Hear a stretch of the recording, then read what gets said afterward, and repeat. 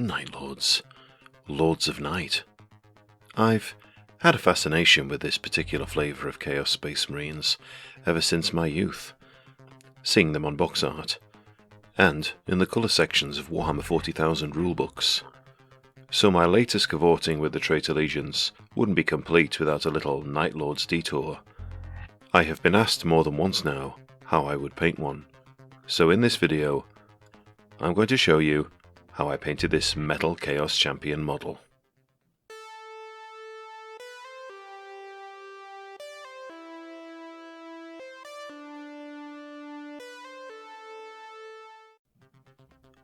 I've already painted a small Night Lords army. You may have seen it in one of my older videos. It was a project I started in 2014, and, with a significant hiatus, I didn't finish it until 2022. And for a while, I consider the matter closed. It was an old project, and I had to get paint on them just to satisfy the completionist in me. But then I started collecting older Chaos Space Marines, and then a kind fellow called Jan from the Czech Republic sends me this lovely miniature. And so I accept that I will have to paint another Night Lord. But that's fine.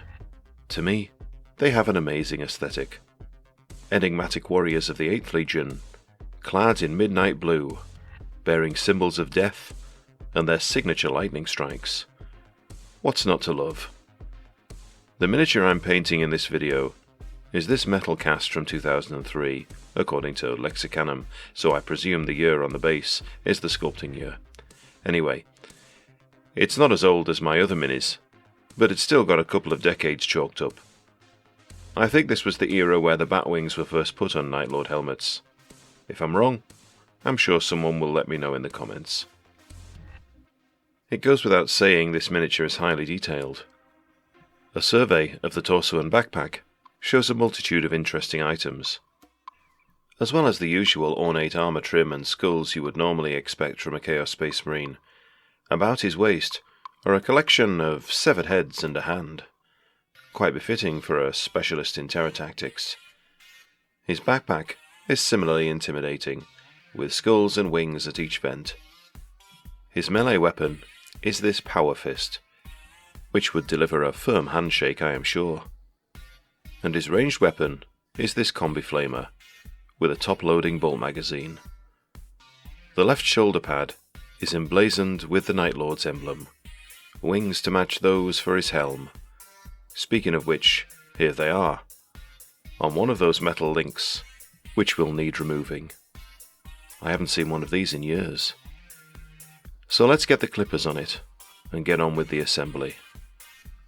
Of course, some excess metal needs removing with the knife, as does one of these wormies on the melee arm. I sometimes miss these if they are flush with the model. It's a right pain if I discover this once painting has begun. A file is a useful tool when cleaning up metal miniatures to smooth out sharp edges which are more prone to losing paint later on. And the fingers on the power fist are particularly sharp, so those will need filing down, as well as my own. Yeah, that's better. And would you believe it, the barrels on this weapon come pre-drilled. Here's another blasted wormy, spotted before you ruin my paint job. If you were a Plague Marine, it probably wouldn't matter as much, but you'll have to go. These days I prefer pinning for attaching limbs. I trim this wire so a few millimeters is protruding from the body. I then press the arm against the pin to make a slight indent, to give me an exact place to start drilling. Since I hadn't glued on the base at this stage, I chose to swap the 25mm base for a 32mm one, with cork topping, to match my other Night Lords. Thankfully, I had a spare from an old project. I score a line in the cork, and gouge out enough so that the base can slot in, which is later covered with milliput. I guess I could have removed the slots tab entirely, but never mind. And here's the model fully built. I didn't record me attaching the wings to this helm due to the fiddly nature of the Enterprise, but all I did was file down the surface of each part of the metal to increase the surface area, and then use superglue to glue the parts together. There's no special rules for Night Lords in the 2nd edition Codex. In fact, This was the case for whichever legion you chose to play, except if you opted for an army of one of the main cults such as Plague Marines or Khorne Berserkers. But playing as one of the Chaos Undivided legions, you basically painted them a certain way, and that was the end of it. The Codex gives a number of suggestions for how you do this, and the Night Lords feature heavily here. There's a double-page spread dedicated to showing their miniatures, some legionaries, Terminators, an icon bearer, a Terminator champion, a veteran squad, and of course, Mr. Tickle the Dreadnought, whom I hope to paint in the near future. If you're looking at these images thinking, I've never seen that sculpt before, it may be because it's a conversion. All the models in this codex marked with an asterisk are conversions, a fact which the codex tells you later, with a section telling you not to ask for them in stores. And if you do recognise these models, it's because the studio models were used on the front of many of the box sets at the time, a time when Night Lords were the poster boys of the ruinous powers. Notice that some of these figures have an unfamiliar bolt gun. This, I believe, was from the Orc weapon sprue at the time. I do like this detail. Notice some of the conversions have gone for tentacles too, like they are partly possessed. I guess even some Night Lords individuals make pacts with the ruinous powers.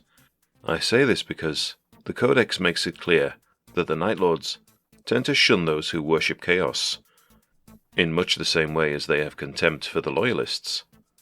The gods they worship are power and material gain. The Night Lords get a couple more mentions in the Codex. There's a brief lore section which talks about the Legion's origins, about Nostramo, and Conrad Kurz, their Primarch. Although, I wonder if this is a typo where they are referred to as the 8th chapter instead of the 8th Legion. It mentions their activity before and after the heresy, including a proclivity for massacres and atrocities, part of the terror tactics we know them for today.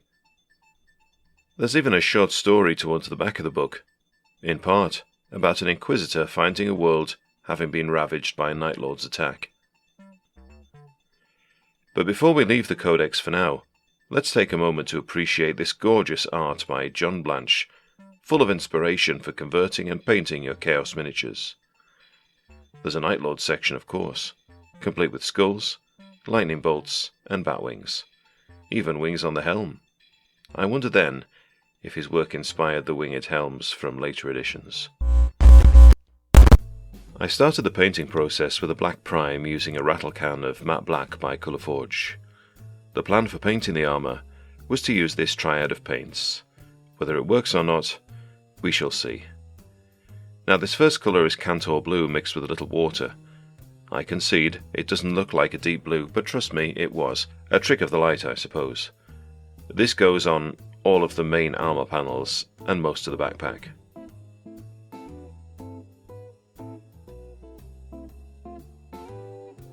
Next, on the areas that would catch more light, I applied some Macragge Blue, assuming the light source was high above. I wasted some time here painting the fingers, which I do not leave as blue later on. I suppose I should have had a plan, but never mind. Edge highlighting was first done with flat blue, lining the edge of every armour panel with a thin band of paint using my thinnest brush. I also line in the blue edges on the shoulder pads before the raised trim, since this better defines those areas. When this was complete, I mixed some white paint with flat blue and painted the sharpest points on the armour panels with this mix. Sometimes I use the point of my brush, in case of harder to reach areas.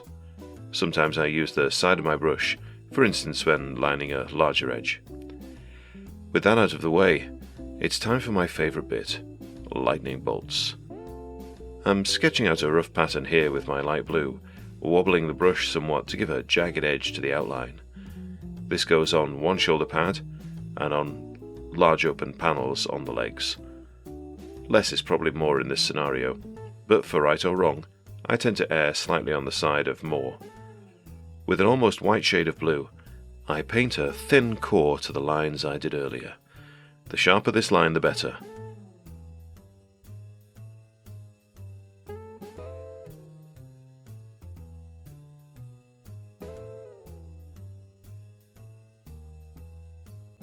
Then, a dot of white goes everywhere the lightning branches.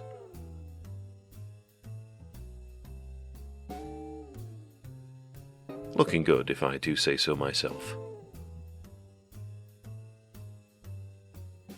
My next paint is flat brown for every armour trim, and the fingers of the power glove. This is a base coat before applying gold. I've used this in every instance of painting gold, and it's never disappointed me so far. This also goes on the leather pouches and such. While that dries, I apply this burnt cadmium red to all the areas I want to be red later on.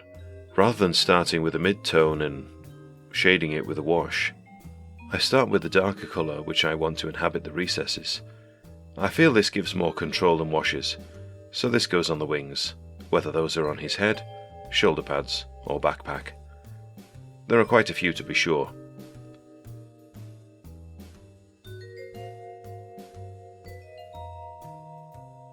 The next colour I go in with is dark vermilion, applying a couple of thin layers until I reach the desired shade.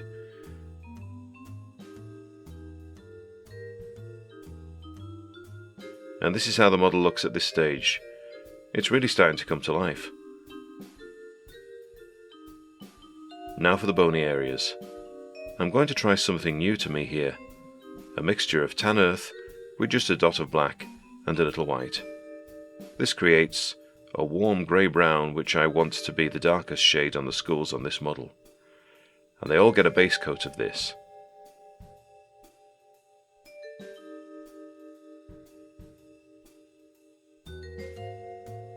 Adding a touch more white to the mixture, I paint the raised areas of each skull, tentatively with the hairiest edge of my brush.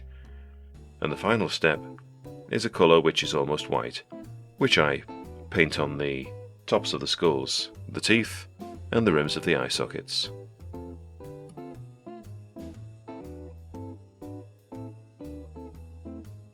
And this is how the skulls turned out. I think they turned out well. So I'm probably going to use this technique painting future skulls. Warhammer being such, I am sure there will be many other chances. Now some of these victims look fresher than others, so I mix some orange and flesh and paint it on what looks like their hair.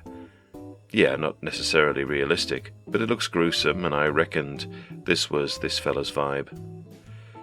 I wasn't sure what to do with the spare hand, so I washed it with pinks and reds until it came out how I wanted, which was raw and severed and like a fresh slice of ham. The next detail to tackle is the power cables. Taking lessons I learned painting Khorne Berserkers, I chose to go with green cables, basing with Caliban green first, and then highlighting the ridges with this old Scorpion green. There were a couple of cables on the torso, backpack and power glove, and these all got the same treatment. The exception was the helmet cables, which were painted grey with white highlights. This chap has a few lengths of rope or whatever holding his effects in place. I painted these mid-brown and highlighted them by mixing this with white. I think I was using the dregs on my wet palette here rather than a specific shade of brown. Time for some gold. My preferred gold is this dwarven gold, which I carefully paint onto all the places that got a brown earlier. One coat seems to be enough since the brown base is a strong enough foundation. And if I miss a bit, the brown shows anyway, acting as a suitable shade. Highlighting the red was accomplished with orange and barbarian flesh. The first highlight was a 50-50 mix of orange and flesh, while the sharpest highlight was the flesh colour alone. I'll leave the names of the paints I use in the video description, but I encourage you to use what you have and experiment where possible. The bolter needed some attention now. As I have done many times on my videos, the first highlight is Thunderhawk Blue, and the one after that is Fenrisian Grey. I'm using my smallest brush to keep the line as sharp as possible. So that's the casing, but the barrels and magazines and such get a coat of gunmetal by Army Painter. And while this is on my palette, I make sure the other metallic paints get a coat of this, such as the vents on the bottom of the backpack. I fancied painting the base next. To match my other Night Lords, I paint the cork burnt cadmium red, like he is striding on a red planet. It was getting late on the day I filmed this, and so to capitalise on time unconscious, I decided to add a wash of Reichland Flesh Shade to the gold areas. And while I was catching up on my beauty sleep, that wash could dry uninterrupted. Night Lords do feature somewhat in the trimmed down 3rd edition codex.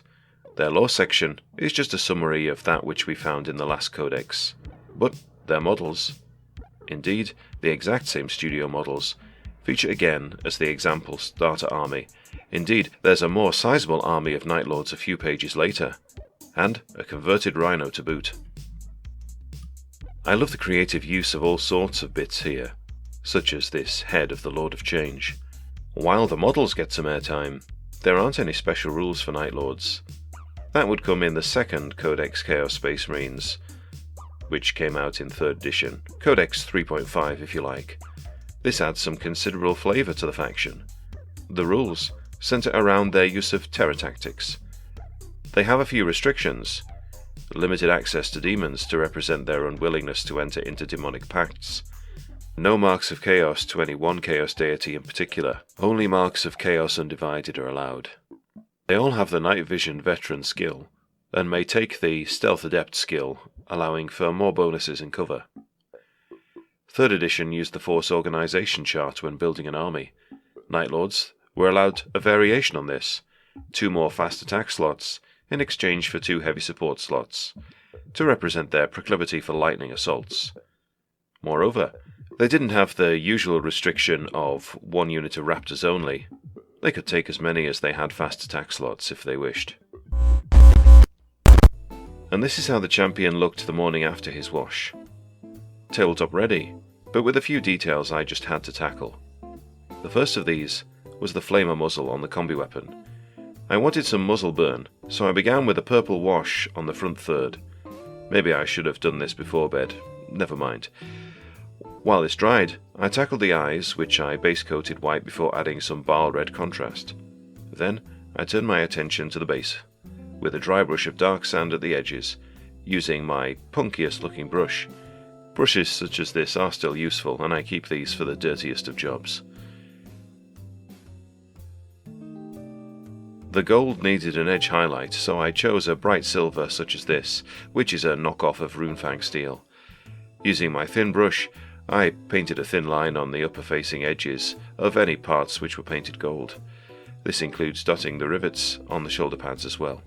When I returned to the flamer nozzle, I decided it would look better with some gold at the back end, so I painted this on, and when it was dry, I painted a thin layer of dark blue after the purple to be a convincing muzzle burn effect. And with that, it was just a case of painting the rim of the base black, and then applying some matte varnish. And there we have it. One badass Night Lord's Chaos Champion. All wings and skulls, with an attractive gold finish. All those things you really don't want to encounter after a pleasant night out on the town. I'm sure his choice of attire contravenes respectable club dress codes, so he'll wait for you outside, I guess.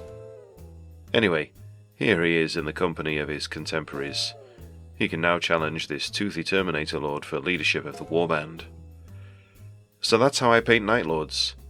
Obviously you may want to omit certain details on the basic troops, so that your HQ has the monopoly on fancy. But that's a decision for you and your warband. Again, I've listed the paints I used in the description, but I strongly encourage you to use what you have, mix your paints, experiment, and find your own methods with your tools. Massive thanks to Jan for sending me this model, and for sending me the other Night Lords bits. I'll probably use those to make another legionary squad. You can't have enough of these after all. Anyway, if you like what I do, why not check out my Instagram where I regularly post images of my work, chaos or otherwise. And with that, I better go paint some more minis. Take care, and thanks for watching. 1, 2, 3, 4. Night Lords, Lords of the Night. Winged helmets, Lords of the Night. Night Lords, armor of blue. Night Lords, scaring you when they're called Night Lords, 'cause they are the Lords of the Night. Night Lords, Lords of the Night. Night Lords, Lords of the Night. Night Lords, Lords of the Night. Terror tactics, Lords of the Night. Emo haircuts, Lords of the Night. Night Lords, material gain. Night Lords dispensing pain, and they're called Night Lords because they are the Lords of the Night. Night Lords, Lords of the Night. Night Lords, Lords of the Night.